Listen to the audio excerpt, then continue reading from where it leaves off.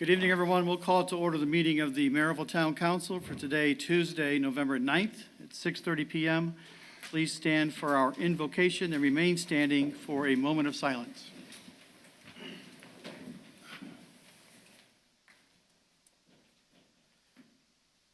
Father, we thank you for the opportunity we have to come and seek your guidance for this meeting. We thank you for the men and the women that have taken the responsibility of governing our great town. We're asking that you would give them wisdom, give us all favor, that more than anything, your will might be accomplished in the town of Merrillville. In Jesus' name we pray. Amen. Amen. That was Pastor Mark Smith. Thank you, Mark, and welcome. Please remain standing for a moment of silence.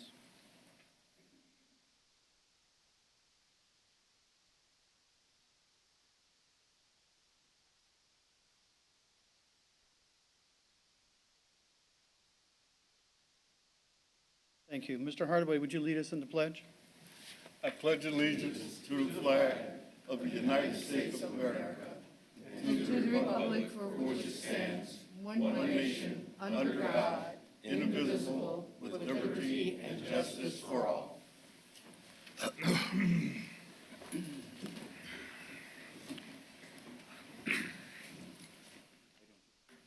Madam Clerk, would you please call the roll?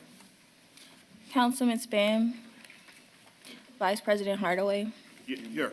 Councilman Minchuk. Here. Councilwoman Uzelak, Present. Councilman Pettit, Here. Councilman White, Here. President Bella. Here. 6 present, we have a quorum. Moving on tonight to petitions, communications, acknowledgements, and remonstrations. I have one, Mr. President. Mr. Hardaway. We've got a resolution from the Lake County Council, Resolution 21-65, a resolution recognizing the 50th anniversary of Merrillville's incorporation as a town. Whereas the town of Merrillville occupies what used to be woodlands belonging to the Potawatomi Indians, and whereas in 1834, a clearing was created for ceremonial purposes and called McGuinn Village. A year later, Jeremiah Wiggins settled in the place, and McGuinn Village became Wiggins Point, a well-known stop for wagon trains heading to Illinois. And whereas in 1838, Wiggins died sometime afterwards, local settlers renamed the place Centerville. Later, it was renamed Merrillville after the brothers Dudley and William Merrill. And whereas nearby, in the same former Potawatomi hunting grounds, other settlements had sprung up, and in 1848, all of these settlements, including Merrillville, were collected into one and called Ross Township. And whereas in 1971, the area officially became Merrillville and was incorporated as a town under Indiana law. Whereas today, Merrillville enjoys a great diversity in housing, residence, and culture. It is rich with business districts that support the 35,000 residents and the 12,000 individual households. Now, therefore, let it be resolved as follows: that the Lake County Council wishes to recognize the town of Merrillville on the occasion of its 50th anniversary of incorporation as a town and looks forward to the next 50 years. This 9th day of November 2021, and signed by the entire Lake County Council. I will add to Mr. Hardaway that Councilman Charlie Brown and Ted Bilski both presented that to me today, and had some very fine things to say about the town and wished us well, and I look forward to our next 50 years. Thank you. Yep, that's great. Along the same lines, we did receive a letter from the city of Bicknell, Indiana. Dear town officials of Merrillville, I recently came into possession of a box full of numerous old campaign buttons spanning 40 years of Knox County politics. Other buttons from communities across Indiana were in the same box. I have included a button I found from Merrillville. It is not clear or how the button came to Bicknell. There are a lot of items from former Bicknell Mayor Jerry Russell. The buttons may have been collected during his time in office. I hope this button will find a new place in its original home in Merrillville. Sincerely, Mayor Thomas Estabrook. This is a button that's celebrating Merrillville's 10 years. So we Great. have no idea how it got there. Now, Bicknell's a city of about 4,000, was it, Linda? Less than 3,000 down in southern Indiana. And so I'm going to pass this, Richard, to you to add to our memorabilia for our 50th celebration. Thank you. Pass it around so we could see it. Okay, Yeah, take it back that way. Yeah. I'd like to see it. there you go. The other letter of correspondence I received was from the Indiana Department of Transportation. Dear Mr. Bello, the Indiana Department of Transportation has completed the review and selection of projects for funding the 2021-22 Community Crossings Matching Grant Fund Program. Your community has preliminarily received $1 million in community crossing matching grant funds based upon our estimates for your project application. INDOT will be transmitting an award letter in the coming weeks. It goes on to talk about some details of the program, and it's signed sincerely Eric Holcomb, Governor of Indiana. Good. So I thought that was nice to share. Yep. Very good. Great job, Steve. Thank you. Yes. Thank you. Now, is that for next year, Steve? Yes. Yep. And we haven't selected the projects, have we? Yes. Very good, Steve. You want to speak to the project, Steve? Yes. I know we did Randolph and 57th with last year's money. Yeah, so next year, we are going to do 68th Avenue, the Gary Merrillville line, or not 68th, pardon me, Harrison Madison, from the 53rd, Gary Merrillville line, all the way up to 68th Place. And then we're also going to do 83rd Avenue from Randolph west to the Merrillville-Hobart border. Those are two community crossings we're doing. So matching gift, we double our money. Yeah. That's a good deal. Yep. And that is, so everyone remembers, Steve, correct me if I'm wrong, the match is out of the wheel tax. Yes, yep. Thank you, Steve. Well, Moving on tonight to the consent agenda, we have the accounts payable voucher approval for November 9th, as well as the approval of the town council meeting minutes of October 26th. So moved. Second. Motion by Mrs. Uselak with a second by Mr. Pettit for approval of the consent agenda. Discussion, questions? Hearing none, all in favor signify by saying aye. Aye. Aye. Aye, opposed, same sign. Abstain. 5 ayes and 1 abstention. Standing and special committees, budget and finance, Mr. Hardaway. Thank you, Mr. President. The only thing that I have tonight is that we will have a ARP meeting on tomorrow at 1 o'clock, and we encourage all department heads to be present so that we can finalize everything that we need to finalize for your, to get through the first half of this money. So, Chief, if you can, either you come or send a representative, we'd appreciate it. What time is it? 1 o'clock. 1 o'clock. We're going to start at 1 o'clock, and so that we can make sure that all of our askings under this current asking is met, and so that if we have anything that we forgot, we'll be able to address it tomorrow, because after tomorrow, then Didn't you guys? it's going to be everything, all wheels are going to be in motion to start spending this money. We'll start signing we'll start signing the invoices. Okay? I know, but we get Thank you. voted them. That's all I have, Mr. President. Thank you. Council Affairs, Mr. Pettit. No report, Mr. President. Public Works and Utilities, Mr. Minchuk. Nothing right now, but I'm sure we'll be getting very busy here very soon with the cold weather coming, so start making those preparations as we speak. Everything ready, President. Steve? I see they're out picking up leaves. Yeah, we're still, Yeah. Mr. White, Parliamentary inquiry. please. I received a phone call from a former employee that used to work in the Public Works Department. And my understanding was how he told me he had been mistreated. He had said he was an 8-year employee. I'm not going to mention his name here. He was an 8-year employee, said he got called a bunch of names, and then he got terminated for whatever reason. And my understanding, the reason I'm bringing this up under the Public Works, because Councilman Minchuk is in charge of that committee. And I didn't know if he knew about it, but this guy, I don't think he should have had to reach out to me. And one thing I don't want to see this council accept is anybody, department heads or HR people, firing people. That's not their job. It's the council's job. When did this take place, Leonard? Probably about in the last 3 weeks. Oh, okay. I would, Mr. President, I would wholeheartedly disagree with Mr. White. Number one, staff level employees are handled by either the personnel committee or the town manager. That's how the hierarchy works. The town council hires the town manager and approves department heads, if I'm not mistaken. Mr. Svetnoff, you want to correct me? You're right. That's not right. So that's always how it's been, Leonard. I'm telling you, since I was town manager and worked for Rick, that is always how we've operated on personnel matters. And this really should be going to Rich's committee if there's a dispute on a personnel matter with a department head and an employee. For sure. 2 years ago, when I was in charge of personnel, we had a problem with someone in the Public Works, and it was brought in front of us, Leonard, and the committee was there, and we did what we had to at that time with the manager being present.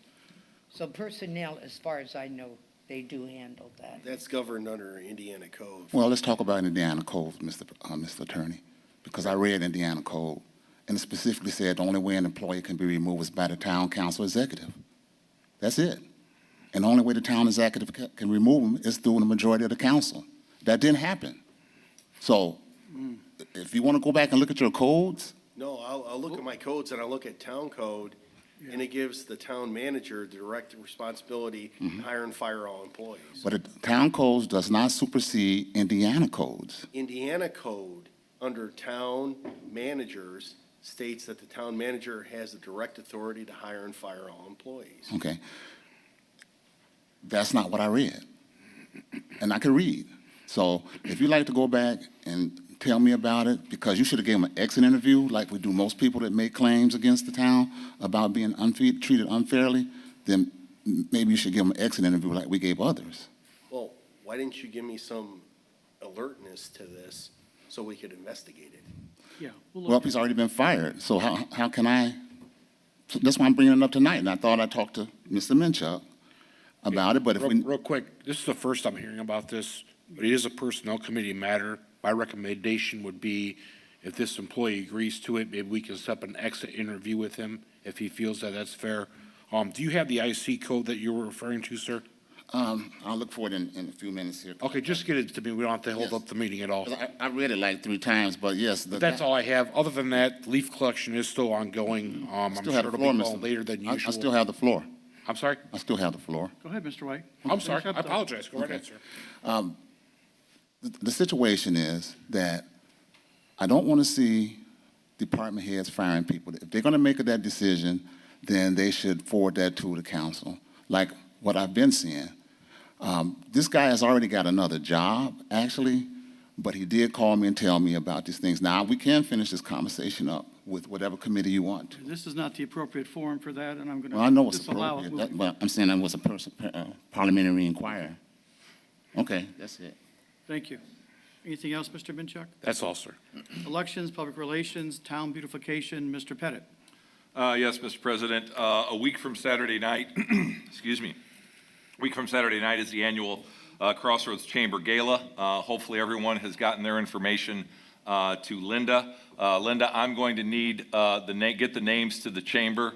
We have a committee meeting tomorrow. We're going to be setting up the seating charts, and I already spoke to Chief Catino about getting the Police Officer of the Year name and the firefighter.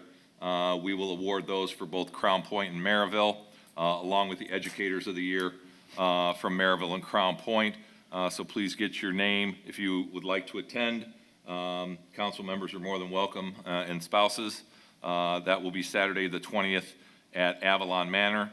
And obviously, everyone is probably aware, someone decorated the dais. And as a very, very, very proud parent of an Andrean state champion, it was just a phenomenal day Saturday afternoon in Muncie. And trying to collect myself because the girls worked tremendously hard. I've talked to Rick about doing a proclamation for them. And I did not forget you, Jeff, because we also have an exciting Friday night here in town. We have 2 home football games going for regional championships, both the Pirates and the 59ers. Andrean plays LaVille, and Merrillville plays Penn. And all indications, scouting report that I have, Jeffrey it looks very, very promising for both teams. So pick which one you want. I'll be working the chains at Andrean, but my wife will be at the Merrillville game. Jeff is a Merrillville alumni, so good luck to both teams on Friday night. Is Caleb playing? Caleb, hopefully he's playing. He's stressing. our- Hopefully okay. he's playing. When are you bringing the volleyball team? The 23rd, I think? 23rd or the 14th, one of those 2 One of the days. two. I We're knew gonna they were invite- coming, I just wanted to put that out there that they were. Yeah. We're going to invite them and Yeah. have a. Oh, and I also would be remiss if I did not thank Chief, you and Costa. Is Costa here? No, he's not here. And Ed Yurga. The girls had a great time with the escort in and out of town. Thank you. Well, That's it. Anything else? All right. Is this under election, Mr. Very good, President? Coach. Are we still under elections? Yes, Oh, parliamentary inquiry. sure. Mr. President, I'm sure that you are aware of, as like other council members are aware of, that we had an election for precinct organization back on October 13th. I just want to make a statement that I'm going to file a challenge because we do have council members sit here that participated in that election. And what I know about it now is that it was rigged, it was stacked, rules were broken. Okay. And I'm going to file a challenge. What does that have to do with the council based on your inquiry? Because that has nothing to do with the town council, Leonard. Well, you're the president of the council, and Right. and the people that up here that were part of that sits up here right now. So I think that does have something to do with the council. Or should I bring it up under another title? That really shouldn't be brought up to the council at all. It's a Not That political. should be it's a- brought up Well, in when- Lake Political- County. It's a Political Democratic item. precinct organization. Well, when- It goes when- to when- You have a right to Jim contest Weiser. your. Yeah, no, when town council members participate in some, I think that, the public need to be aware of what their council people are doing. Well, but we're here tonight to take care of town business. Well, Okay? this And is that's not town really business. town business, that's political business, so we need to move forward. Okay? That's what you say. All right. Moving on to Environmental Affairs, Mrs. Uselak. Oh, yes, thank you, Mr. President. As of last week, we had 236 COVID cases in Lake County. So far, only 2 people have passed away this past week from the COVID. We have a positive rate of 7.49%, our rate. So that means 7 out of 100 have the COVID so far in Indiana.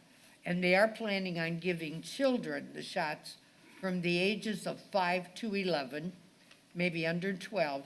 I don't think they started yet with that, but they did in Chicago. So our rates are looking pretty good so far. Our shots and our booster shots, they are working, so I hope everybody does participate because they have brought the numbers down with the shots. That's it, Mr. President. Good, thank you. Personnel Policy and Employee Benefits, Councilman Hardaway. Thank you, Mr. President. I'm going to ask Mr. King if you contact whoever the individual was from Public Works and see if he's willing to sit down for an exit interview. Sure. Let us know, and we'll get it scheduled with the town attorney. That's all I have. Okay. Public Safety, Mr. Minchuk. nothing to report at this time. Economic Development, Mr. Pettit. Yes, Mr. President, we have a committee meeting, which is made up of myself as chairman, Mr. Hardaway, Mr. Minchuk, Deanne Patina, and Dave Lasser, and we will be considering 2 tax abatement petitions. One is for Kennedy Metal Products out at the Southridge Industrial Park off of Harms Road, and the other is for the second spec building that's being built by Crow Holdings across from the Domino's on the west side of Georgia. And that'll take place tomorrow at 4 o'clock here in the council chambers. Mr. Pettit, what President. size is the spec building? Is that a I million? believe it's approximately 278,000. I think it's a mirror of what Midwest Tire is in. It's just flip-flopped on the other side of the street. Mr. White. Yes, I understand you guys be trying to do the economic development thing with tax abatements.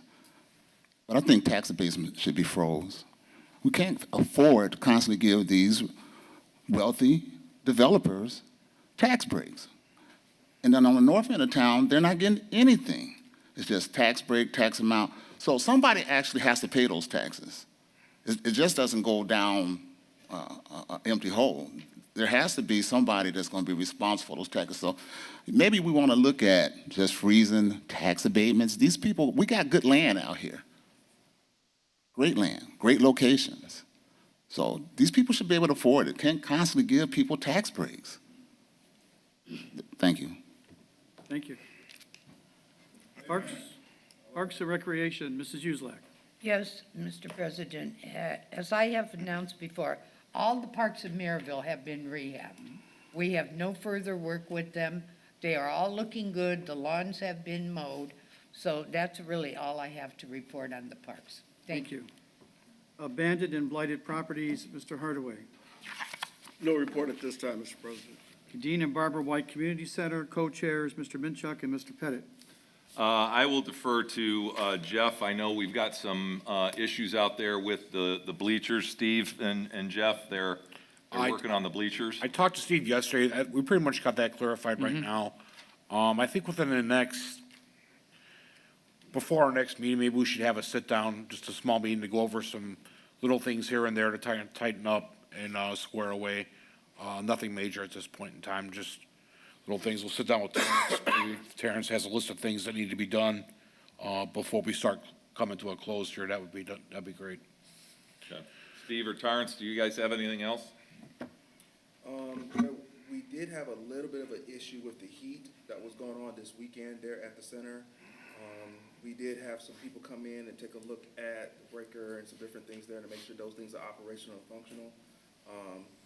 Volleyball nets that we had discussed earlier, in terms of.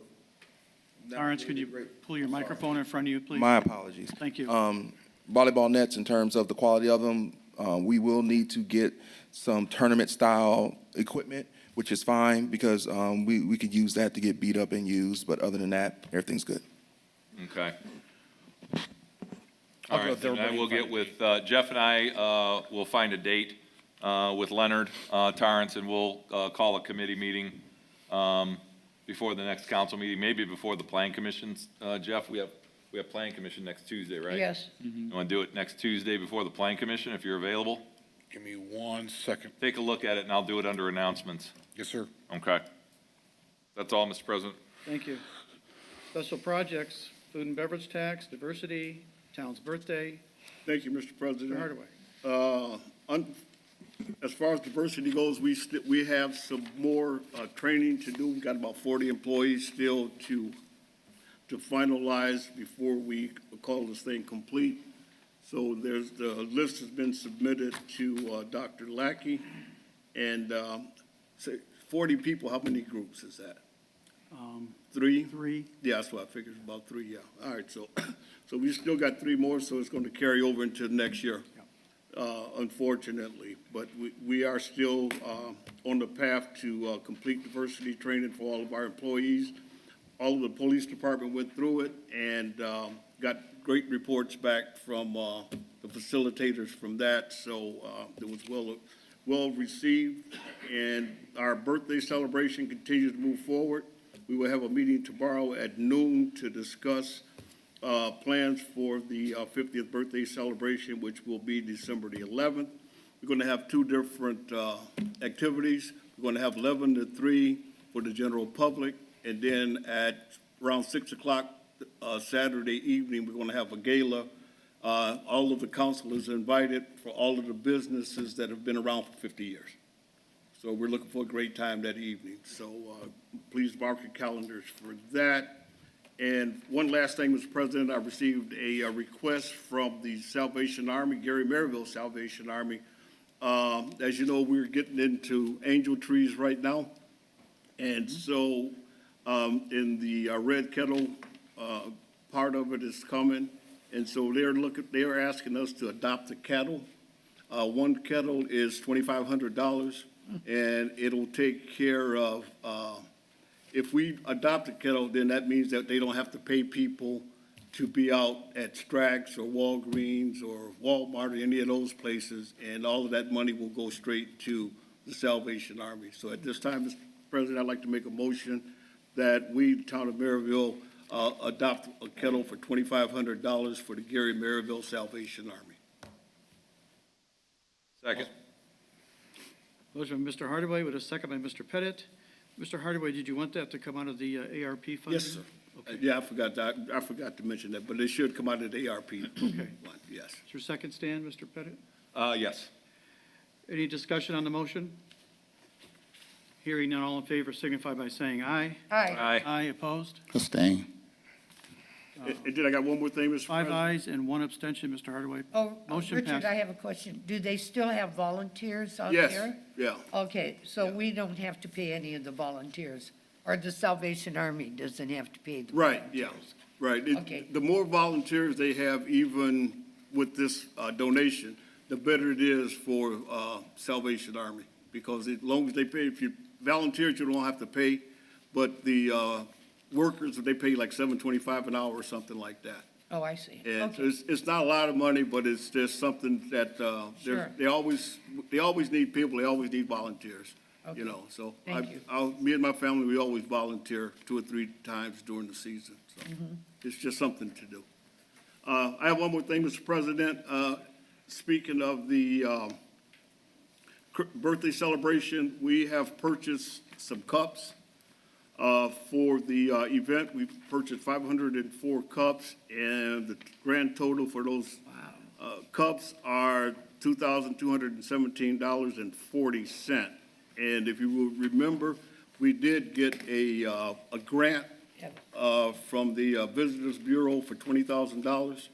So my motion at this time is that we paid $2,217.40 for a total of 504 cups with a one-time sit-up charge of $55 and freight of $293.66 and taxes $145.06 for the grand total of $22,1740. That's my motion. So moved. Second, I'll second you. Okay. Here's Motion the- by Mrs. Uselak with a Here you second go, by Mr. Hardaway. He read all those details and he can't Yes. make the motion. I know. This is the design too, right, Richard, we're gonna do on the cup? Yes, that's the design. Very good. Yeah. And then Linda's gonna stuff hot cocoa in it and put them in a gift bag, right? We're gonna use it for the. And apple cider. Apple cider and cocoa. And that's on December the 11th, Yes, December the 11th. starting at 11 o'clock for the first one, For the March, public, and then for okay. the public, and then 6 o'clock for the evening. Good. They should appreciate that. Yeah. Mr. President? You can have it. Mr. White. Yes, under diversity, special projects, no, quite, maybe 2 or 3. Right, would you mind waiting till we vote on this and get this off the, I thought we had to make a discussion on that. oh, is this what you're discussing? Yes. Oh, go ahead. Okay. We had asked Mr. Fletcher, William Fletcher, he had actually asked a couple of times, could he be part of it? And I just want to let you know, he's disappeared off the radar. I've tried to contact him about 4 or 5 times, so I don't know if something terrible has happened to him. Hopefully not, but I've called his phone 8 times and not at one time. So I am concerned about him because he did want to participate, so I just want to let the record reflect that. Okay. Chief, let's see if we can find Mr. Fletcher, huh? He lives at the Merrillville Lakes Apartments. What's he want to participate? In government? You mean like at the meetings and all? Yeah. This as a committee citizen. specifically. Yeah. Oh. Does he live in Maryville?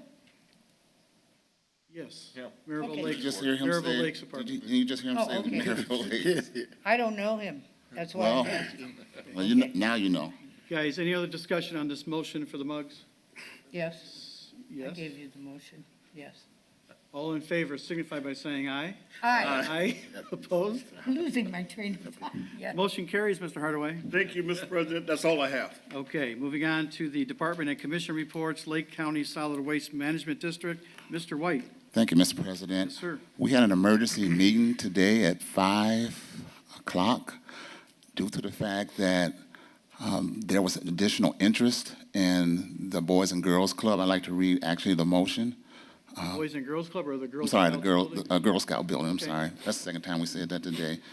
As being part of the district committee, we reviewed all available real estate which meets the needs of the district in the terms of education space, office space, reuse center space, and district board meeting space, as shown in the comparison documents that we had. We toured potential buildings. One was on 9145 Indianapolis Boulevard. We looked at that one last week. It just didn't fit what the county thought it would do because it had 2 stories and steps. And I don't think you want kids and older people going up steps. So therefore, we believe that that meets all the district criteria and is an excellent choice for the district. Therefore, recognizing the time is of the essence because the city of Hammond is definitely moving forward with their demolition of certain things because they want to build that fire department there. So the board moved to accept and adopt the executive report, as well as adopt a committee report and a recommendation. And we had 3 resolutions that were also approved. So I'm gonna throw this to Sean now because this is his ward. It's a $1.7 million project. I told him that Sean had promised them some type of fake aid grant, and it's up to him now where we want to go with that. So they're looking at a loan of $500,000 at a 3.75% fixed interest rate and a loan fee of 2.56%. And it would be over a 5-year period for $54,700 per year. Additionally, I think I did good for the town because they really wanted that in Highland. But I brought home, like I said I would bring it home. Good. So, Sean, it's on you now. I did my part. Nothing else to add to that. Well, if they apply for a facade They need grant. to apply for the facade grant. They We'll be in need touch to with them, yeah. bring the receipts into Pat, and it's a the facade grant is a reimbursement, Right. basically. Yeah, I think they have to find out what particularly the facade grant Right. entails. I don't know. I just think sometimes it looks All right, on I'll the get with outside of the Angie and I'll building. get with them. That's it, Mr. President. Thank you. Northern Indiana Regional Planning Commission, Mr. Hardaway. Our next meeting's next week, Mr. President. Thank you. Stormwater Management Resources, Director Matt Lake. Yeah, we've been inundated with plan reviews, no pun intended. That is a good thing because we got a lot of good development coming in. This morning, we reviewed Liberty Estates, for example, a great project. And after we get done with all of our back and forth and comments, it's going to be a good addition to the town. I recently spoke at the MS4 annual meeting on illicit discharge detection elimination as it relates to the new MS4 permit through IDM, which is in its final stages. And when that permit comes out, we're going to have to change and modify our stormwater ordinance a bit to be in compliance. So will every other city and town that is an MS4. So, but with that, we're going to make some other improvements that I've been wanting to do to the stormwater ordinance. So that'll be a definite positive. And I like what they have in the new permit as well. Receiving a lot of, and reaching out for proposals for engineering with regards to the ARP projects. I met with just about every council member here. We've identified the projects, and so I will be bringing some proposals, not at this meeting, but maybe the next one after that, for you guys to review and look at, and we'll keep moving forward. And Arbormetrics is moving on the inventory of the risk-free assessment inventory for Meadowdale, Meadowland, and Turkey Creek. So that'll be done pretty soon. It won't take them very long, and then we'll go back, look at everything, and then that'll be the basis for what we put out for bid for the tree removal up on the north end. Reached out to Lehman & Lehman with regards to the dog park. They're gonna have something to us later in the week in terms of a draft conceptual drawing. I'm gonna be out on the property tomorrow. There's a great amenity there, which is a wooded area to the western end of that property. I'm gonna be marking there's like mature walnut trees and things on there that are great. And then I got a contractor out there, gonna give us a price on grubbing out the vegetation that's unwanted. So it'll be a wooded area, but that's kind of like a manicured wooded area back there. That'll probably be the final look of it. But I'll get that pricing and then I'll present it. And then we're done with our greenhouse gas inventory, so I have a meeting on November 15th in regards to moving forward on a climate action plan for the town. So that'll have action steps, things that we can take to improve the environment, reduce emissions and things like that. And finish the Taney Ditch project in terms of all the grubbing and clearing. You'll notice if you drive down Taney Ditch, it's pretty cleared through there. Yes, And then, is that part of the Kaiser ditch? No, that's just we do it every other year just to keep the woody growth down. Okay. We have to get contractors that know what they're doing because otherwise they'll leave debris and that'll flush down and block all the culverts when it rains. So they're very good about cleaning everything up, disposing So of that's all everything. been cleaned out too? Yes, yeah. Good. And then next year, we're looking towards replacing all the crossings for Kaiser Ditch. Very That'll good, be a thank you. big project, so, and that's all I have at the moment. Thanks. Thank you, Matt. Department directors, Chief Cretino. Yes, I'll make it brief. Our next town council meeting, we're going to be bringing 2 new officers before this body to be sworn in. And also, it's a beautiful thing, this Friday, like you stated, both teams are going to be in town. So it's going to be quite a few people here in Merrillville, and we're looking forward to it. And thumbs up to both teams. That's all I have. Great, thank you. Vicki, anything from you tonight? Nothing to report at this time. Okay. Lawrence? Good evening. In your packets, you should have received just the up-to-date financial as of October 31st, 2021 for the Dean and Barbara White Center. Revenue that we have collected strictly from the center is at $185,457, while the expenses is at $523,737. The purpose of this is to create data and to properly chart and keep everybody informed of how we're doing. And then as we continue to build, establish our foundation, add programming and different things there, we'll be able to compare and contrast year to year how we're proceeding, how we are going. I do apologize for not having the completed pricing guide that we want to offer to you. We did hit a snag with some of our software in terms of keeping track. We want to get significant data in terms of how many residents were coming in and actually swiping it and using the facilities and those type of things. So we're sitting down this Friday to kind of go over everything point by point and let everybody, so we can put something together and then we can have that to you ahead of time so you have time to look at it, review it, have your questions and so forth.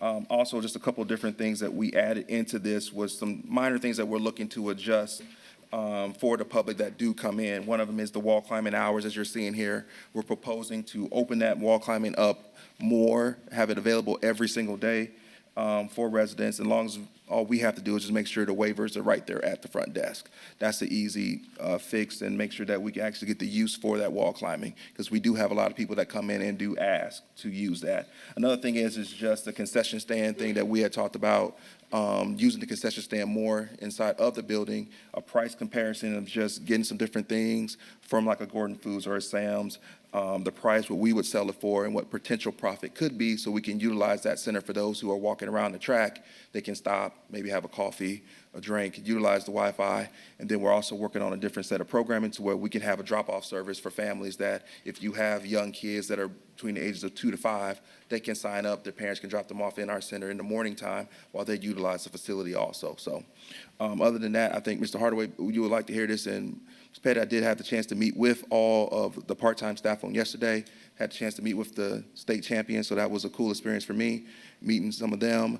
I think the most encouraging thing so far is that our front desk staff have a lot of passion for the center. A lot of them came up with a lot of these ideas to do this type of things, and it shows that they have an investment in wanting to do well. So that's always encouraging when you can get the feedback from your staff of what the issues are, because they're talking to the public, they're talking to the people, they're taking the phone calls. And so they're doing a great job, and we're going to continue to get better. Great. The only thing, Mr. President, if I could, Sure. Torrance, and this is just a stickler because there's a perception out there, because right now this looks as if we're losing money on the center, and we're not. So on the revenue of $185,457, we need to add in the $500,000 that we're drawing down each year from the White Family Foundation gift. That is critical. So really, it's $685,000 worth of revenue, and our expenses are $523. I just want to clarify that for the record, so there's no misconception that we're losing money operating in this thing. We are not. And you're doing a fantastic job. I can't applaud you enough, young man. And that is my fault. I should have clarified that from the beginning, because I did have a chance to meet with Angie and a lot of people back here, and they explained that gift to me and how that particularly worked. So I didn't want to count that, not knowing, saying that that's what we did. I just wanted to have more of a clearer certification of what we've been doing beside that. So I'll make note of that, make sure I add that in. You may want to include Joe on your conversations, because Joe worked diligently with the White Family Foundation attorney and with Carol Ann Sexton from the Legacy Foundation. So Mr. Svetnoff is a wealth of knowledge on that issue. Yeah. Aren't you, Joe? Certainly. I'll make sure to correct that. Thank you. For Joe. Ms. Sheila, anything from you? Just that the Planning and Building Department continues to issue permits. We will be issuing the permit for the Webb Hyundai on Friday. Also, two 10,000 square foot buildings out on Mississippi Street and over on 73rd and Grant, Savannah Cove. They have started to clear the land to begin that single-family development, and Savannah Ridge Unit 2 have already had 3 permits issued for that particular development. So we continue to issue permits, and as Matt say, do a lot of planning reviews. And we are bringing in a lot of development through the Plan Commission. Ward 3, Jeff, nice. Ward 3. Yeah, he's got Oh, yeah. Savannah Ridge, he's Right. got the one on the north side of 73rd, Hyundai, Hyundai. right. Boy, Help Ward Well, we're 7. working hard for you, Jeff. Work hard for Ward 7. Well, what do we need out there, Leonard? We need new housing, streets, curb, sidewalk, whatever you can give us, we'll take it. Well, So Mr. White, there's going to be 2 houses built on 57th and Adams. That is a subdivision that has been there a while, but 2 lots were sold, so there's. I appreciate you seeing that, but I seen it on Sunday morning when I was out there. I'm glad you're telling me today about it, but I seen it out there. It's coming. Great. Acting Town Manager, Mr. King. A couple things. So our roadway projects are ongoing. They'll be wrapped up by the end of the month. That includes all the local, as well as the Mississippi Street project. We did have a 4-week NIPSCO delay in the Mississippi Street project, but we believe we can still get it done this year. There's still a few roads left to pave in town. The War Memorial we gotta pave. So we'll be wrapping that up. There's some sidewalk issues we need to get taken care of before the end of the month to wrap up for the season. In your packets, there's a press release from NIPSCO. NIPSCO is replacing one of their lines on the high-tension lines on the north side of 93rd Avenue. They're flying a helicopter, replacing the line. So it's pretty interesting. I was out there today, got some pictures of it. They were pretty neat. Also, they're gonna be replacing the line, same line that runs along 91st Avenue. There's gonna be some closures involved. We planned on doing these starting Thursday, because it's a holiday for us and for the county government center. So we figured it'd be less traffic. I know they're calling for rain, so we have a contingency plan to fly the helicopter on Friday. It won't start till after 9:30, till all the traffic from the county has gone through there.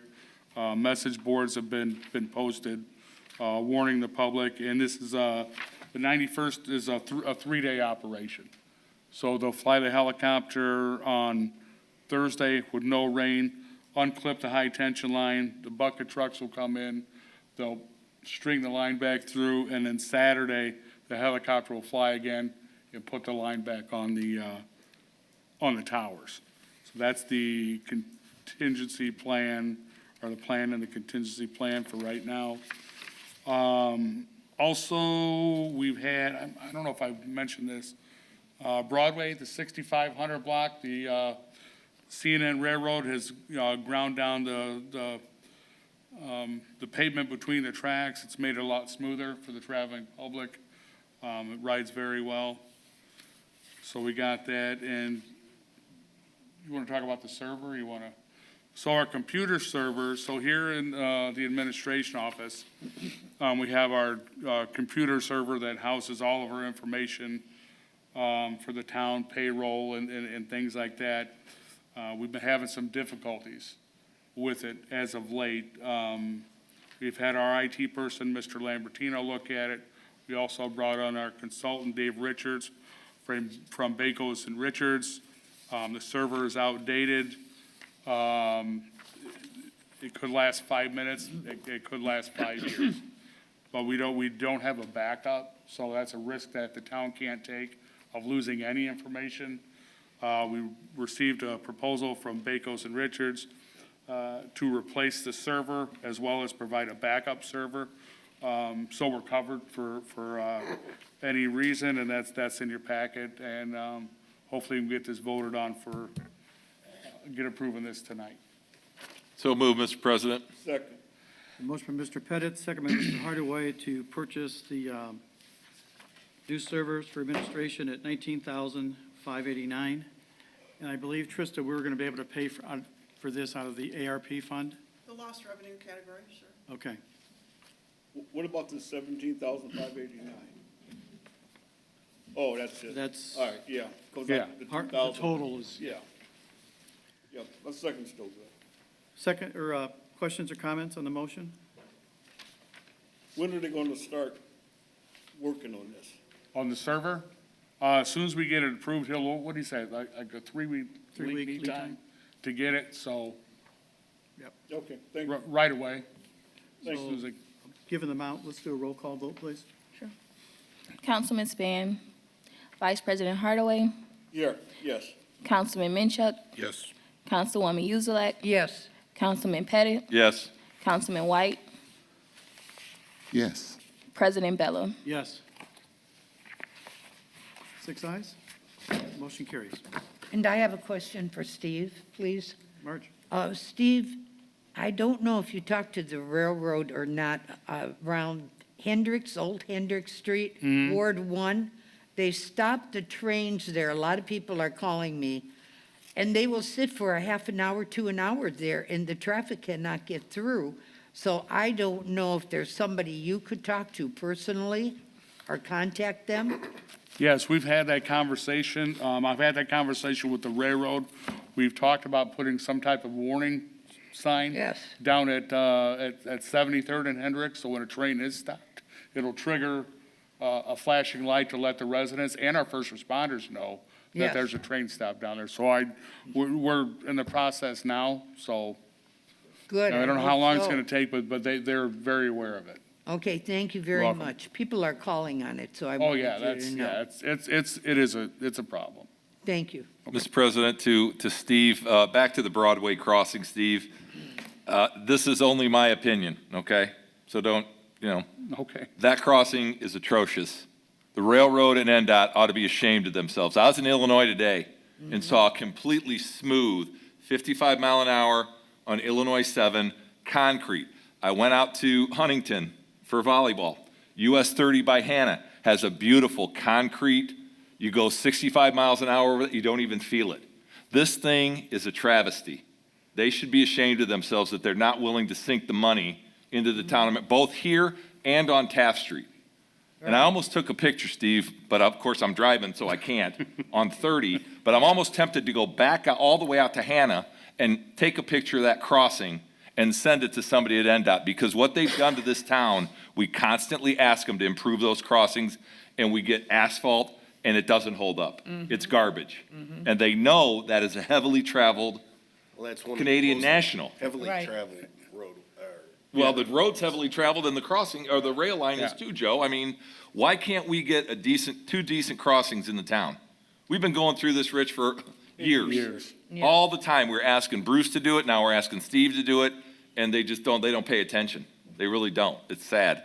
It is But sad, very sad. That's my 2 cents, Steve. So to your 2 Thank cents. you, Sean. So the grinding between the tracks to take the hump out in the middle, that's a temporary fix. That crossing is scheduled for sometime next year to be replaced. Yeah, but if they That's put- what I was told. But a Put good asphalt there again, it's gonna be the same. it's gonna be the same thing. Yeah. You need to rubberize. Steve, since I've been here for 5 years, this is a reoccurring theme every Right. year. Oh, yeah, And I I've know. only been here for a short time. Yeah, oh, I know. Yep. I know, well, Has NDOT responded to you, Steve? NDOT has not responded to me. I've just been in touch, with the crossing with the railroad. Now, let me ask you though, Yeah. to Steve or to Joe, the railroad probably has more jurisdiction over that than NDOT, right? Yes. It happens to be on a state highway. Well, I will say this, the state has certain influence They do. over Canadian National to do the right thing. Okay. So I'd ask Yeah. any councilman that's here tonight to reach out to their state representatives Yeah. or state senators and make sure that everybody does the right thing here. Because again, this is a reoccurring theme. It's not going away. And I've traveled over it, and it is atrocious. Yeah, So, it is. I agree, it was just temporary to Okay. get us by. It's a lot better than what it was. Yeah. But it'll last, once we get the freezing and thawing, it'll, well, an alligator up. yeah, Yeah. it's gonna pop back up again, so, okay. Thank you, Steve. Anything else? No. Moving on tonight to general orders, we have first reading ordinances 21-28. It is an amendment to the ordinance 20-16 of the town of Merrillville, Lake County, Indiana, amending pay for the employees of the town of Merrillville for the calendar year 2021. Motion to approve. Second. Motion by Mr. Hardaway with a second by Mrs. Uselak. Discussion. Trista? This is simply a housekeeping matter, really. You'll recall that back on December 4th, I believe it was, of last year, in final negotiation and agreement with the FOP, that the base salary used for the pension determination was increased to $73,500. Throughout the course of the end of December, January then, up until now, that housekeeping matter never made it into the actual salary ordinance, and it should be. The reason you have this on the single piece of paper as opposed to the entire salary ordinance is to show that it is retroactive to January 1, which is the same effective date of that agreement with the FOP. And so the amount that has been contributed and will be contributed for the rest of the year at that $73,500, plus the $2,000 longevity, which is separate, will be accurate, and all the totals will match. Thank you. Any other discussion? Hearing none. Madam Clerk Treasurer, roll call, please. Councilman Span, Vice President Hardaway, Yes. Councilman Minchuk, Yes. Councilwoman Uzelak, Yes. Councilman Pettit, Yes. Councilman White, Yes. President Bella. The 6 ayes, motion carries. Moving on tonight to ordinance 21-29. This is an ordinance of the town of Merrillville, amending a variety of ordinances in the past for the pay for employees of the town of Merrillville, Indiana for the calendar year 2022. So moved. Second. I have a motion by Mrs. Uselak, a second by Mr. Hardaway for approval of ordinance 21-29. And I believe there's only a few changes, right, Trista, on this? There are, you'll find the rates of compensation columns and items listed there to be consistent with what you would have seen on the most recent salary ordinance. The differences being in the police department. The raises that were given based on the negotiations with the FOP are included within that police department section. Any of the other changes in compensation that occurred during this calendar year are included still as they have been, and so those are still listed here as well.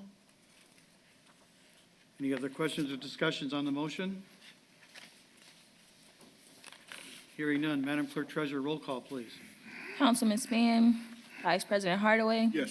Councilman Minchuk, Yes. Councilwoman Uzelak, Yes. Councilman Pettit, Yes. Councilman White, Yes. President Bella. Yes. 6 ayes, 1 absent. Motion carries. Moving on tonight to resolutions, we have Resolution 21-70. It is a simple transfer of funds, Mississippi Street TIF contractual. Coming out of that fund, the increase is going to the Mississippi Street other equipment, $25,000. The net effect is 0. Motion moved. to approve. Second. Second. Chair recognizes Mr. Pettit, second by Mr. Minchuk. Questions or comments on the resolution? Hearing none, all in favor signify by saying aye. Aye. Aye, opposed? Motion carries. Moving on to Resolution 21-71. It's a transfer of funds in the general part-time custodian, moving into the general contractual services. The increase is $3,000, the decrease is $3,000, and net effect is 0. So moved. Motion by Mrs. Uselak, Second. second by Mr. Minchuk for approval. Discussion? Mr. White. Okay, we're moving $3,000 to who? Or Where? Where are we moving the money to? I thought we had an in-house janitorial guys. This is the same thing? He is out on extended sick leave, Okay, so who's taking his a place? contractual company. Okay, did we put out RFPs for that? Linda contacted them and gave us our specs. Okay, I'm saying that, see how many respondents did we get back? I don't know the total. Linda, He's not here. where's she going? I think she maybe stepped out. Okay, We've got in our packet. Yeah, the information was sent to us. okay, This should get us by through the end of the year. okay. No more questions on that. Yeah, it's a temporary situation. Any other questions or comments? Hearing none, all in favor signify by saying aye. Aye. Aye, opposed? Motion carries. Moving on to Resolution 21-72. It's a resolution of the Town of Merrillville concerning authorization for execution of INDOT agreements, So moved. Second. Motion by Mr. Pettit, second by Mrs. Uselak for approval of Resolution 21-72. This simply authorizes me as council president to sign the necessary documents. It's something they wanted, housekeeping, right, INDOT? Yeah. Any questions or comments? Hearing none, all in favor signify by saying aye. Aye. Aye, opposed? Motion carries. Resolution 21-73, transfer of funds. The increase is going to the town administration, administrative secretary, and bookkeeper. The total is $10,038.48. The increase is the same, the net effect is zero.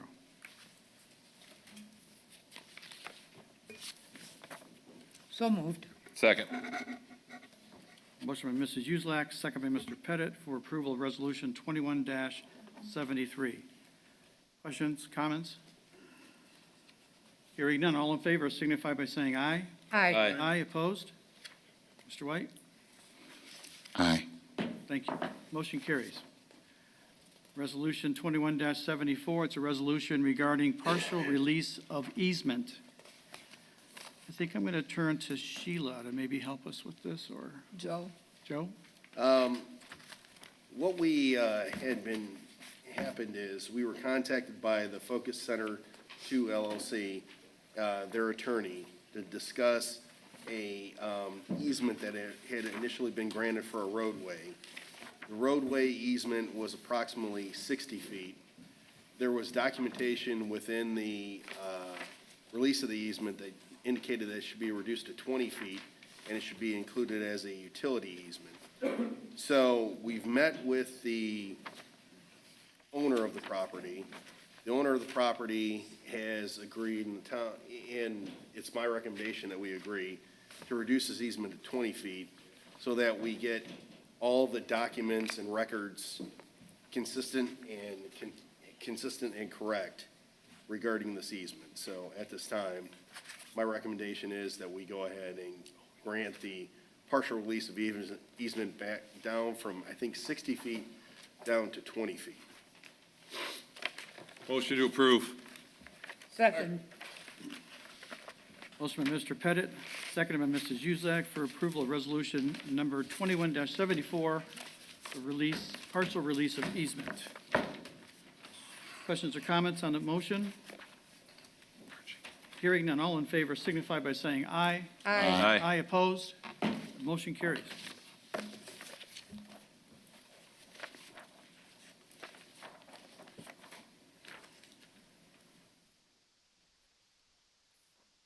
Moving on to resolutions 21-75. It's a resolution of the Town of Merrillville transferring monies within the 2021 budget Fund 176, which is part of the ARP.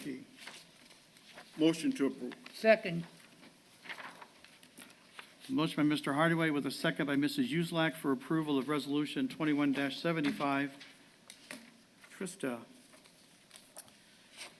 This simply is moving the money that you additionally appropriated last meeting into the specific line items for expenditure. The amounts that you have listed in the resolution are the totals for each line item of the items that the committee has approved for spending, so they are within the ARP plan.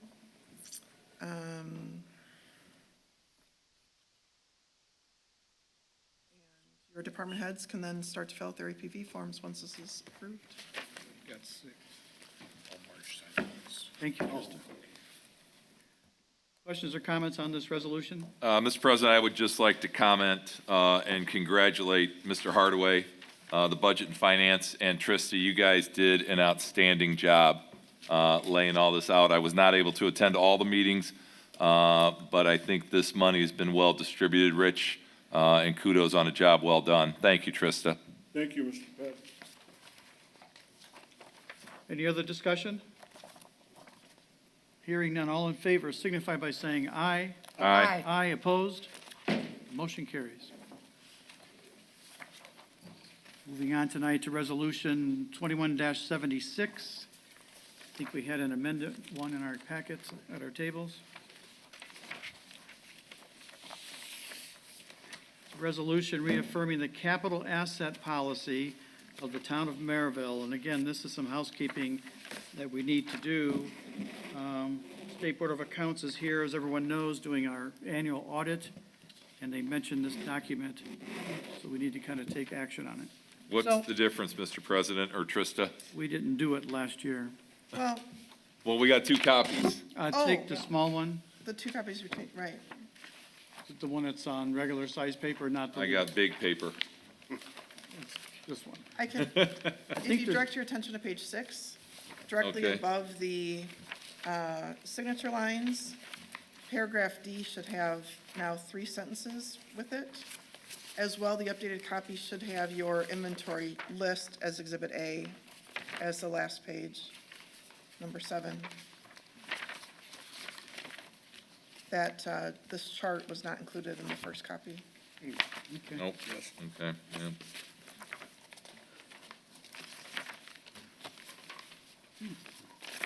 So Trista, would you like to explain how we're going to be changing this to a $10,000 threshold? Sure. Okay. As you know, I would imagine Peterson Consulting has been serving the town as your capital asset consultant, I guess, for lack of a better word. They have been tracking the purchases that occur for everything over 5,000, which has been the standing policy of the town. One reason that this is being reaffirmed in writing today is that that written document was not able to be located in the clerk's office or in the town manager's records. It has been in operation, though. The town has been complying with that asset list. It's been reported in your annual financial reports as it is supposed to be every year, occurring by February. So it has been functioning, but this document was important to get before you and get official approval again. The differences that will be happening really relate just to the $10,000. On paragraph A, there to start off the policy itself, for the bottom you see the $10,000 amount listed. Right now, Peterson Consulting has been operating at $5,000. What that means is that any item valued at $5,000 or purchased at $5,000 or higher would be included on their list. And it's not simply just an inventory list, but it, year by year then, monitors and tracks depreciation or capitalization increases, which is the purpose of reporting it in your gateway reports, your DLGF reports every February. We recommend, though, and a standard really that's used around the state is a $10,000 threshold limit instead. Any items between $5,000 and $10,000 really are not worth going through that whole depreciation process. Instead then, as you'll see throughout the document and specifically again listed on page 6, is that those items that the town purchases between $1,500 and $10,000 in value are still inventoried and they're still listed. You still show their purchase amount on the list, you still show when they are sold or removed from your property. You just simply don't have to go through the depreciation, which is time consuming, quite frankly, and just isn't necessary for that value. Page 2, also paragraph B, indicates that smaller value under 10,000 being on the inventory list. This policy puts in writing and just reminds all the department heads the role that they will have to continue to follow as they have been doing, which is to stay in touch at the end of the year when Peterson Consulting asks for an inventory of the items. We do need to ensure that, according to page 5, at the bottom, periodic inventories, that every even-numbered year of physical inventory occurs in each department, and that all the items on these lists are eyeballed and made sure that they're still in good condition and that they're reported properly to Peterson. Peterson Consulting does not come in to do a personal inventory on their own. That would be very time-consuming and expensive for the town. They rely, and it's appropriate that they rely on the department heads to provide the information on this annual basis pursuant to this policy, and then they track that depreciation amount for you. The final piece then is that the clerk's office ultimately keeps track of all of these items. They keep track of the lists.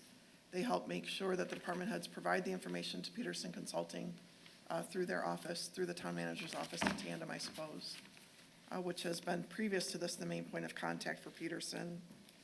It does include stormwater, it does include the fire department, and then, of course, the other departments in this building, including police department, public works. Every department is included here.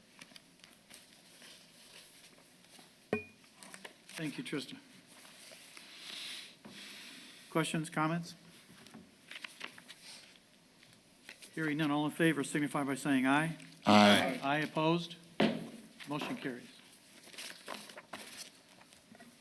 Moving on tonight to BZA and large gathering actions. Ms. Sheila Shine. Thank you, Mr. Trista. President, we have two BZA petitions and one large gathering petition. Our first petitioner is Mr. James Randolph. Could you please approach? Special exception approval Z 33E11-1021, James Randolph, Advancing Christ Kingdom Global Ministry, Purpose, Banquet Facility and Church Ministry, 6220 Broadway, in the C2 Community Commercial Zoning District. The meeting was held October 27th, and the vote was 4 approved, 1 absent. And the conditions were for this petitioner only, at this location only, and for this use only. Petitioner is requesting special exception approval from Section 21-136 to allow a banquet facility and church ministry to be located at 6220 Broadway in the C2 Community Commercial Zoning District. Petitioner recently purchased the Fiesta Palace Banquet Facility.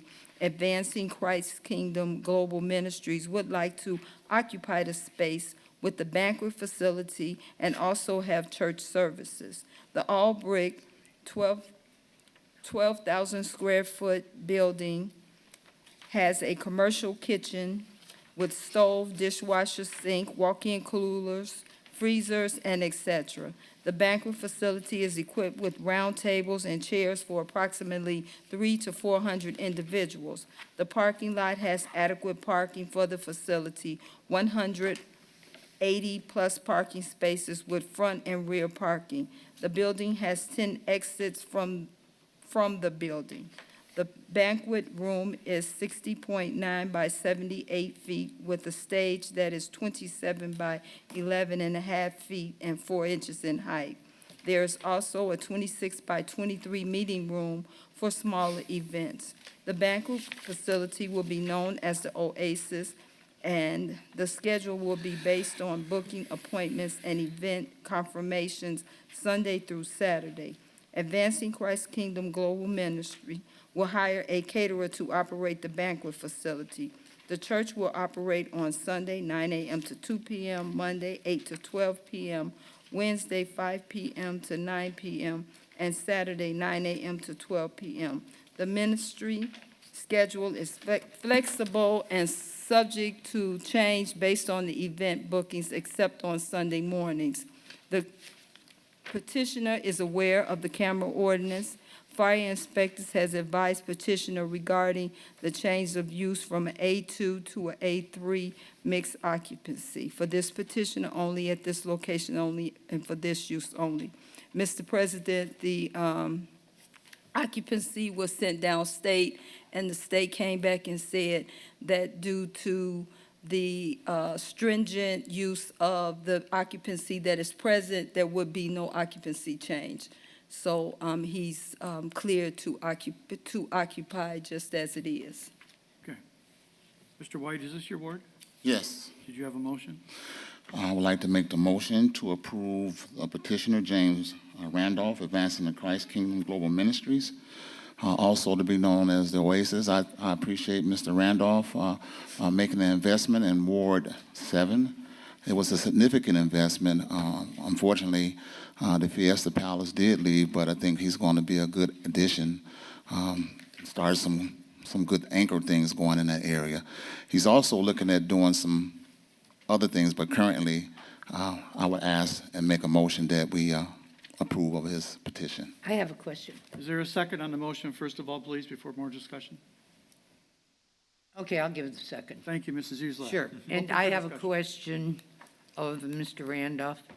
Is the parking lot well lit? Because that's a big parking lot there. Yes, ma'am. It's actually, there is one large pole light that's there, and it shines to some degree, but we're looking into getting an additional dusk to dawn light because we would like for it to be even better lit than it is. So that's one of the things that we're looking into now. Well, that's very good, because it needs a lot of lighting there. It does. Thank you. It does. We agree with that. Any other questions or comments for this petitioner?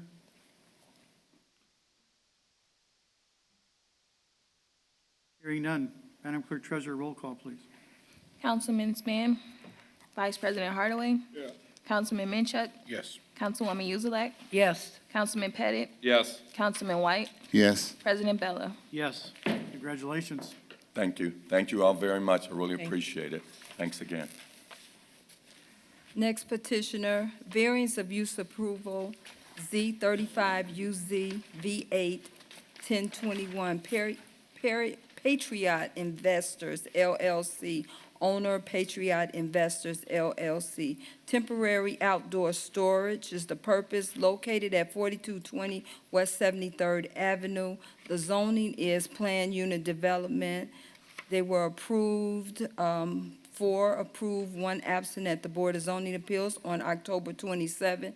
The conditions were 4 years to complete the previously approved indoor and outdoor storage facility with the Plan Commission. The Police Department and Fire Department will have 24-hour access, and petitioner is aware of the camera ordinance. Could you please approach the podium?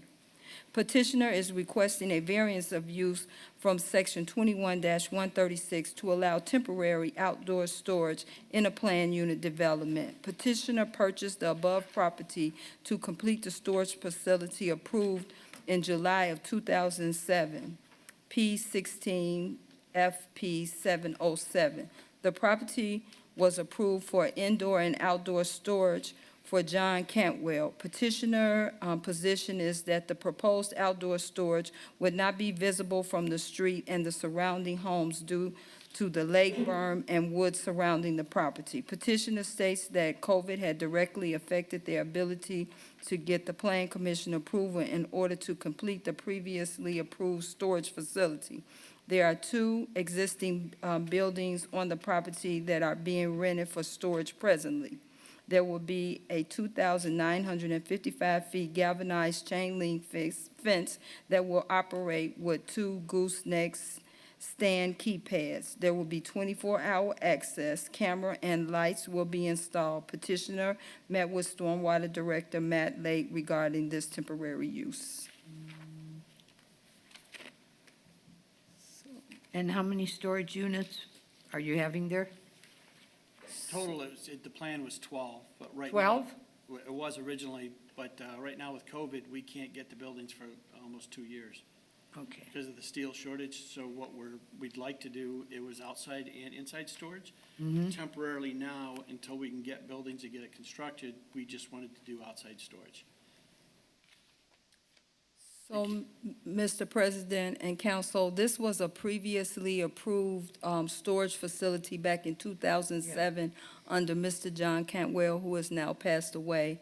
The petitioners have to come back before the Plan Commission to receive the approval to complete that, but right now, they're just requesting to have outdoor storage. Mrs. Uselak, Yes, did you have a motion? yes, I do. I'll give you the motion. to Second. approve. Motion by Mrs. Uselak with a Second. second. Chair will recognize Mr. White. Thank you, Mr. Hardaway. No problem. For approval. Questions or comments of this petitioner? Sheila, one quick question. What's the definition of temporary? So 4 years. temporary, if they were granted 4 years by the Board of Zoning Appeals to get their plan, they have to bring, of course, bring their plans before the Plan Commission, and hopefully COVID will be giving them some relief on getting supplies in. But the Board of Zoning Appeals granted them 4 I years. just wanted to make all members aware of that, so. Mr. President, Actually, one to of the conditions. Mr. President, to Mrs. Uzelak and Mr. White and the petitioner, I'd like you guys to amend your motion to say this petitioner only at this location only. Someone else comes in, Mr. Cantwell passed away, unfortunately. We want to know who's doing business in the town, and 4 years, guys, is a long time. I understand what you're saying about the building materials, but I really think we need that with the normal clause we have in there. So I'd ask that the motion. Okay, then I will change my motion to DBA at this time. How's that? Doing business at this time with your name, That's fine. okay? Sean? I think Is that- you I'd want- rather have this Let's- petitioner only at this location only for this use only. That's fine. Okay, for this use only. Mr. White, your second stand? My second stands. And then, gentlemen, you know about the conditions, the 4 years to complete, Yes, et cetera. The police department and fire department will have 24-hour access to the Yes. property. sure, And the petitioner is aware of the camera ordinance, right. right? You are. The camera ordinance, Are you aware of the camera ordinance? Yes. we are going to have cameras. Okay. I guess I'm not. Well, yeah, you need to. That's an ordinance. Yes. Yeah. Okay. And Very good. lighting too. A Yes. lot of Lighting's lighting already, there. everything's already diagrammed out. We have- Turned it in. We have 8 40-foot stanchions that are going to have lights and cameras. Okay. Okay, well, I know the motion's been passed, but what are you planning to store in there outside? Boats and RVs, RVs? boats, RVs, Okay, yes. Vehicles. thank you. Any other questions or comments? Hearing none. Madam Clerk Treasurer, roll call, please. Councilman Span, Vice President Hardaway, Yes. Councilman Minchuk, Yes. Councilwoman Uzelak, Yes, Councilman Pettit, Yes. Councilman White, Yes. President Bello. Yes. 6-0. Motion carries, gentlemen. Thank you. Thank you very much. Congratulations. Ms. Shine? That's it, Mr. President. Sorry? There's no more. I'm sorry? That is it, no more petition. We don't have a large gathering permit? Oh, we do. I'm sorry. Winter Wonderlight. I'm sorry, Chris. Sandra. Chris is getting nervous out What a there. screw. Expect that from She doesn't me. like Christmas. What's the problem, Sheila? Boy, Sheila. Skipping over. I'm sorry, Chris. Can you approach? I'm Chris, sorry. why don't you approach? We'll talk to you. We don't need Sheila. 83rd Avenue, or? The applicant, Chris Simonowski, will host a Winter Wonderland Christmas light display located at 7595 US 30 at the above time and date, which is November 26, 2021 through January 2nd, 2022, Sunday through Saturday from 4 p.m. to 10 p.m. The anticipated visitors will be a maximum of 2,000 cars per day, since the maximum of 2,000 tickets sold per day. Security plans will be confirmed by the Merrillville Police Department, as well as fire safety plans by the Merrillville Fire Department. There will be 2 portable water facilities for service sanitation. There will be one male toilet facility, one female toilet facility to use. There will be one dumpster for trash containers on site and that will be maintained by Republic Services. There will not be telephone service available to the public on site. Site parking will not be available. No overnight stays will be a part of this assembly. Vehicles will enter through the northwest entrance. They will follow the gravel Christmas light trail and traffic attendants into the waiting lines at the east side of the property. Everyone will remain in their vehicles throughout the experience. The waiting lines will allow employees to collect interest fees from each customer. Each lane will then be released one after another. Another thought throughout the trail in an orderly fashion. As the vehicles drive through the trail, they are entertained with Christmas lights and scenes which are set throughout the property. Christmas music will be heard only inside by car radio station. Once they are approaching the exits, they are directed to depart the event throughout the south side and bordering the church property out to 83rd Avenue. The design of the trail enables an efficient, safe flow of vehicles. The extended entrance trail with the addition from vehicles awaiting lanes, helping to facilitate large numbers of vehicles, while customers will enter through the northwest end of the property. There's another entrance exit on the northeast end of the property. This will be used as employee entrance or emergency exit entrance. Upon entering, customers will depart to the east 83rd Avenue. I talked to the fire inspector this evening. He has approved the electrical generator that's going to be needed to run the lights, and I was over with Chris in the police department to talk about the security. So, and of course, Councilman Pettit, we met with the neighbors out there. So I think that Yeah, this is kind of part of the wild, wild east, they call it now. Yes, Mr. President, I'll make a motion to approve for discussion. I have a motion by Mr. Pettit with a second by Mr. Hardaway for discussion purposes. Yes, the Panhandle is a very unique situation, isn't it, Chris? Yes, it is. A lot different, no offense to my other colleagues, but it's a lot different out in the Panhandle than the rest of town. Yes, we did, Mr. President, have a meeting. Sheila and Steve and I met with some neighbors.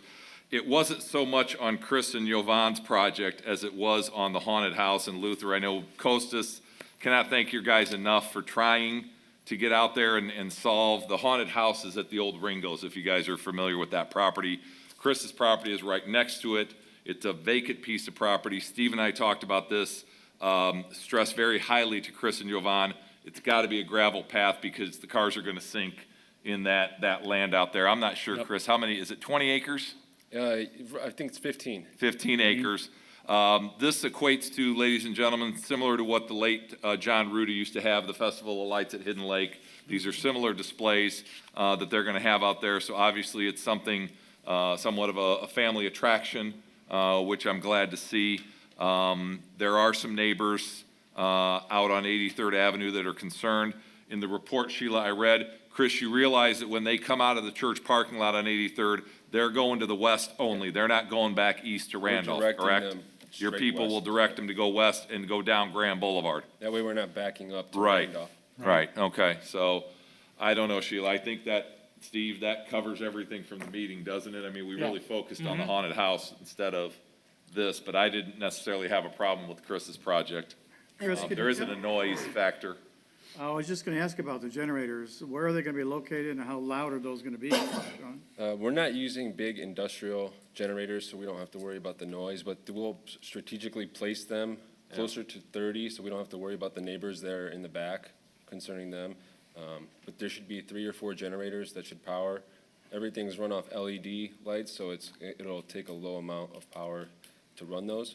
Yeah, and the one concern we had out there, Mr. President, was more so with the Haunted Hills was the loud music, the siren. There was a spotlight Whereas Chris, theirs is gonna be self-contained in your car, because you tune into the car radio to hear, I don't know what kind of broadcast you're gonna Yeah, have, it Chris. frequencies to- Music straight to your and radio. Probably over the radio.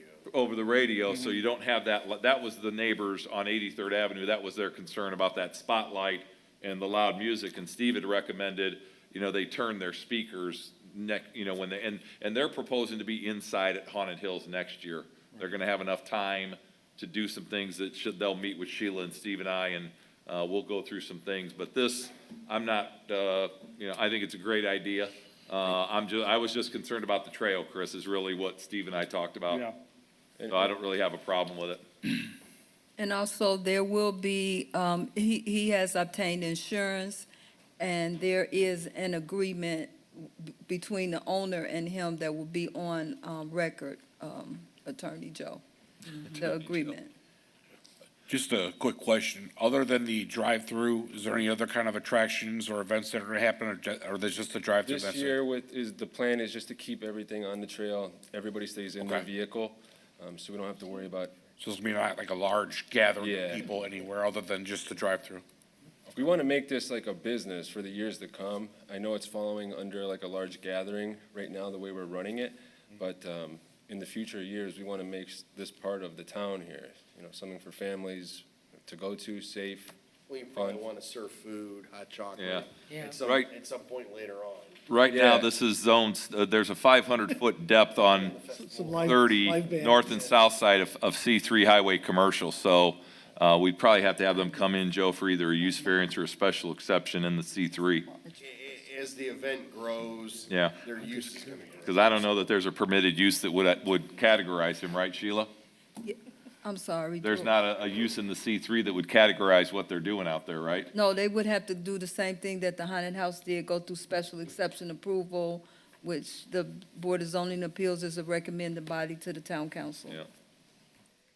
And if I could make one change to the hours, since we're like restricted with the hours we're able to operate just at night, I know you had mentioned 10. I don't know if we can do That's like, what you put in your application. we were just discussing with my partner and I were trying to get it just maybe a half hour later, just to utilize the low amount of hours that we have.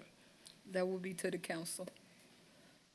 Mr. Pettit, would your motion accept 10:30 So closure? what do you want, time? 10:21 or? Like 10:30 would be ideal for 10:30, I'll us. amend my motion, Mr. President. Mr. Hardaway, is your second stand? Yes. Okay. And no outside speakers of any type? No, none whatsoever. Any other questions or comments from the council? Not at this time. Anything else to add, Chris? I'm sorry? Anything else to add? No, I Okay. think that's it. Do a roll call, please. Councilman Span, Vice President Hardaway, Yes. Councilman Minchuk, Yes. Councilwoman Yuzlak, Yes. Councilman White, Yes. Councilman Pettit, Yes. President Bella. Yes. 6 ayes, the motion carries. Thank you for your time.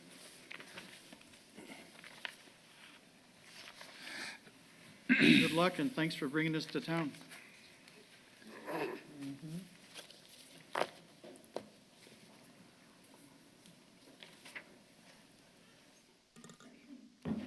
Moving on tonight to any old business. Is there any old business before us? Mr. President, I have a Got it. concern as I look on the north wall at our beautiful composites. Yes, sir. It looks like we got a couple of dark spots. I'm wondering if we want to buy 2 more sets of track lighting.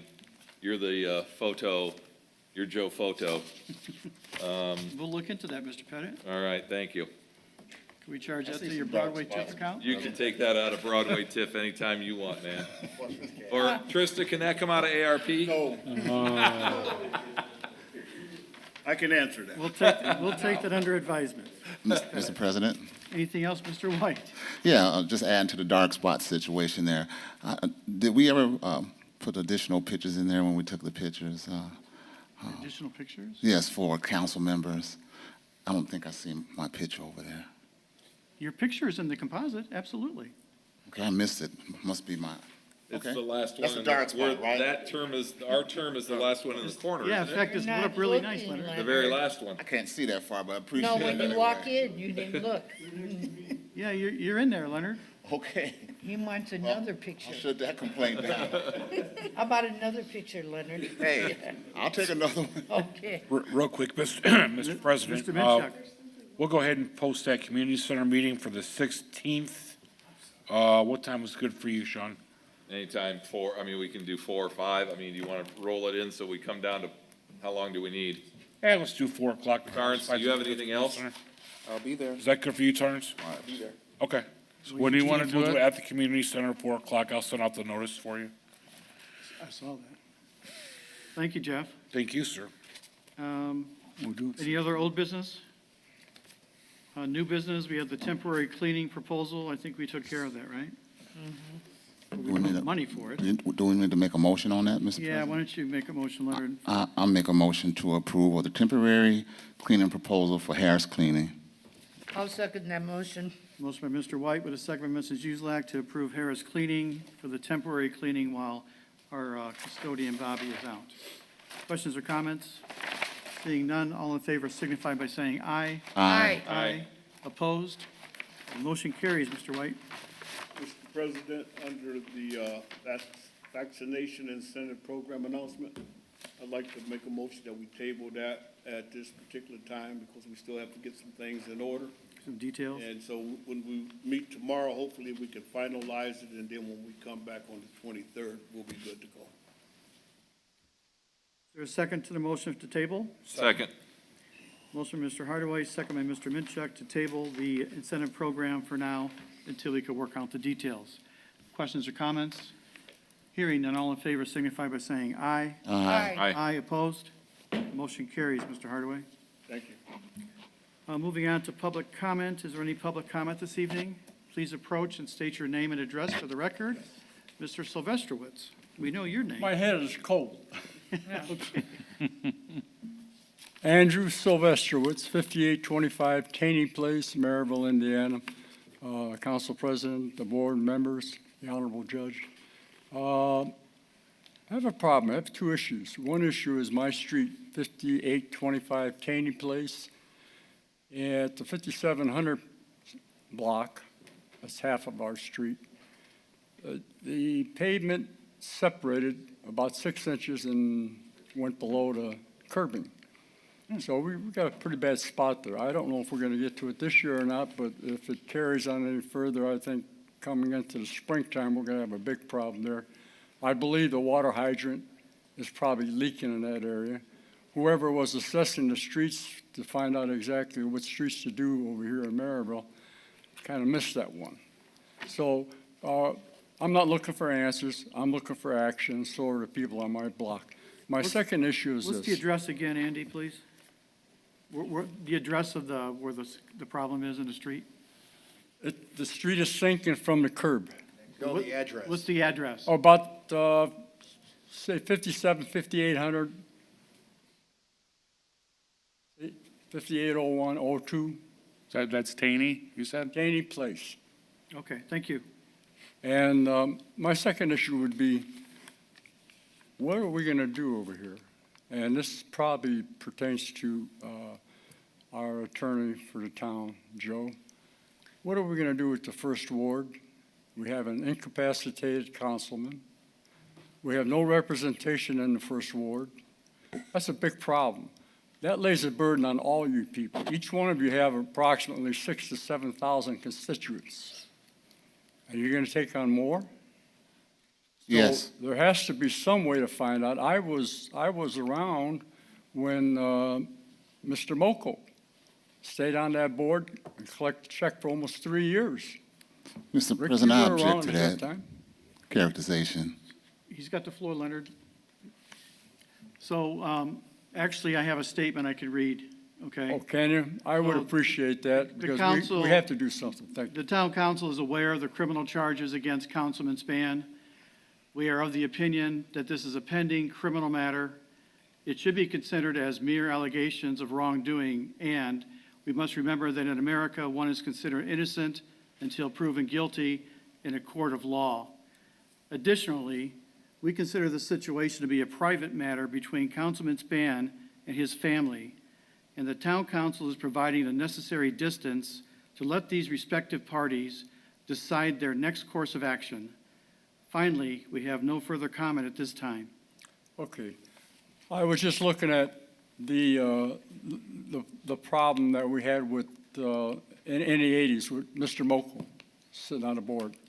He was convicted. That can't happen anymore, Andy, because if a council member misses 8 consecutive meetings, the election board will remove them. That's good to hear. That was I didn't know changed that. because of some issues at the county. All right, thank you, Rick. And thank you, council. Thank you, Andy.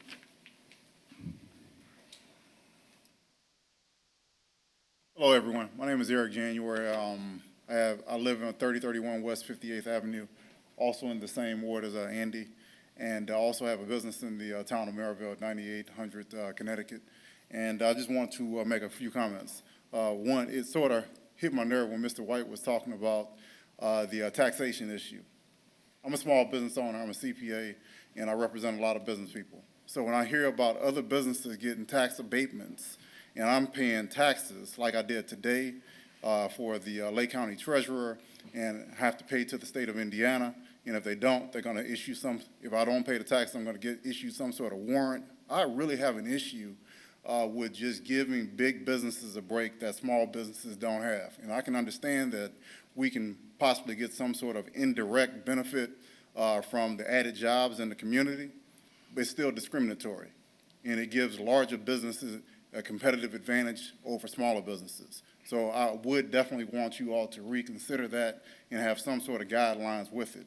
Now, also, in regards to where I live at, thank you all for paving 57th Street. It was atrocious. And as I was telling the people that did it, although we've got 57th Street and we're putting that asphalt down, I wish we would start putting a better quality of material down so that every 10 or 5 years, we don't have to continue to replace it, like something like what they do over in Germany, where they put stuff down and they have to put a guarantee with it. Otherwise, they don't. They got to come back and repair it, because one of the things that I'm really concerned about, I tell people this all the time. I grew up in Chicago. I was raised in Texas. But I moved here from Homewood. Homewood was a great area. The only reason I moved here is because the taxes were lower.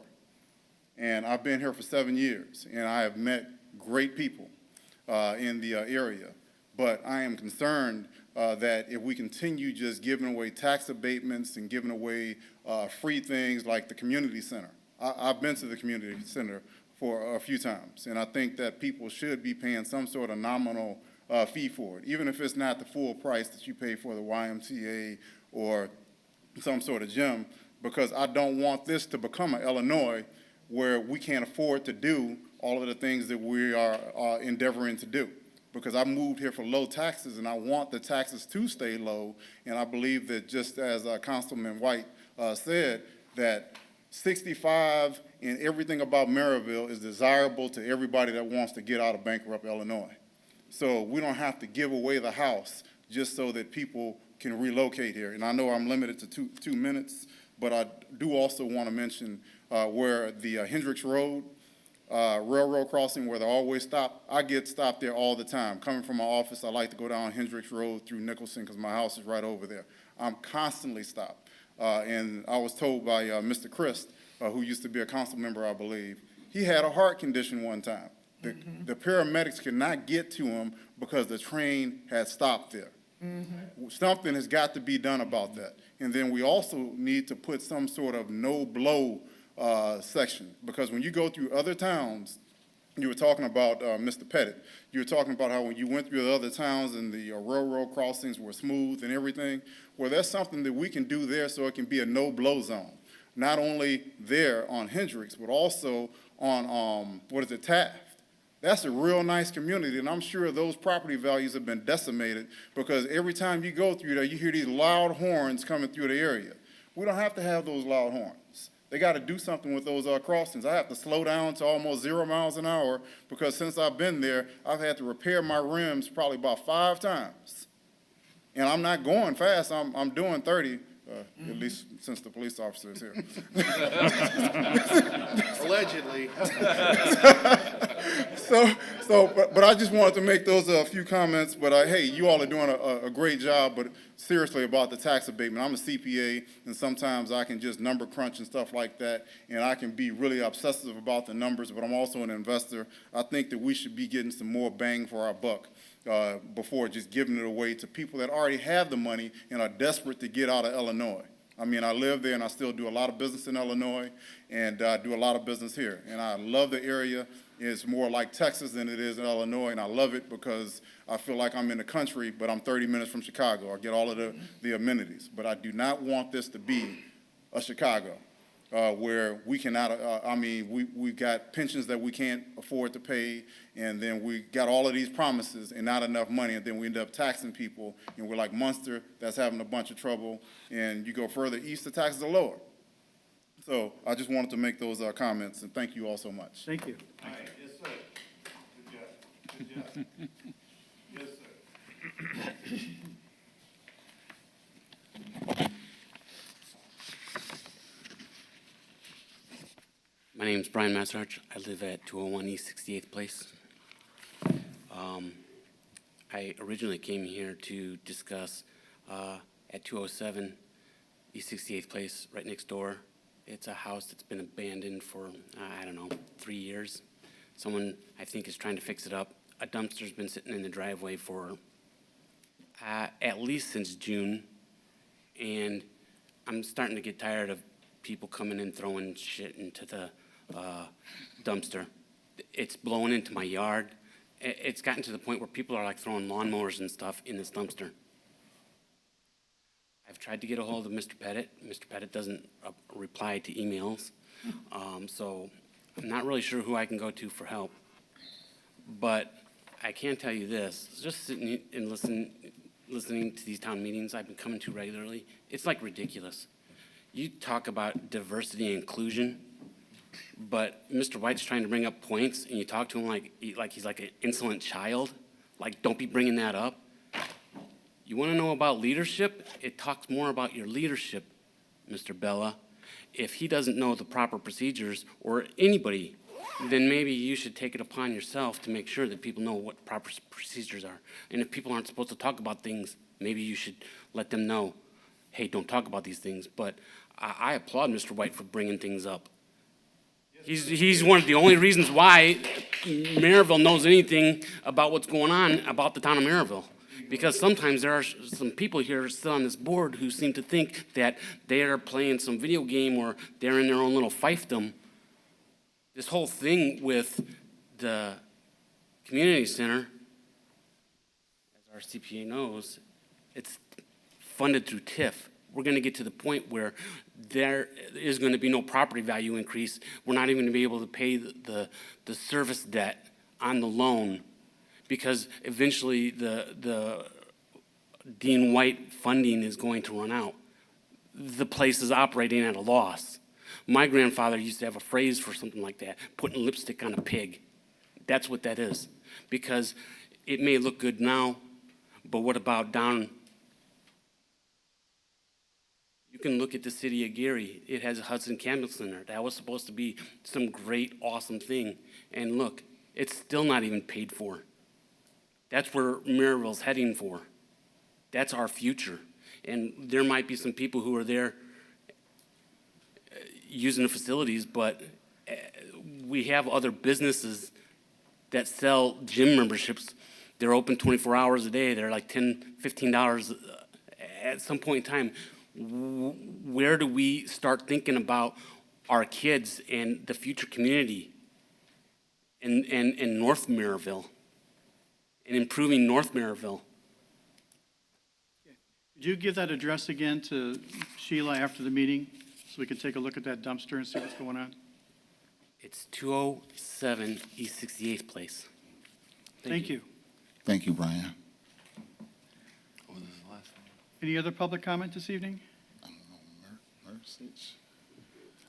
Seeing none, we do have some announcements. Plan Commission meeting is November 16th, 6:30. The Town Council meeting will be November 23rd at 6:30. And the Redevelopment Commission meeting will be November 23rd at 6 o'clock. Mr. President, just one more thing. Mr. White. I just want to for those that don't know, our clerk treasurer broke her ankle. Yes, you did. And I just want to let the rest of the council know if they didn't know. I didn't. Oh, yeah, it was pretty bad, actually. So keep her in your prayers. Where'd you break it? I don't know, she just showed this picture, and her leg was just like swole as big as my head. I broke mine too. I got a plate. Wow. I got a plate in my ankle. So I just wanted to make, I thought that'd make you smile, Mr. Bella, when I said about my head here. She will heal. She will heal. Thank you. I just wanted to mention that. I'll entertain a motion to adjourn. So moved. Motion. All in favor? Aye. Aye. Thank you, everyone. No, I didn't know that, Linda. Yeah.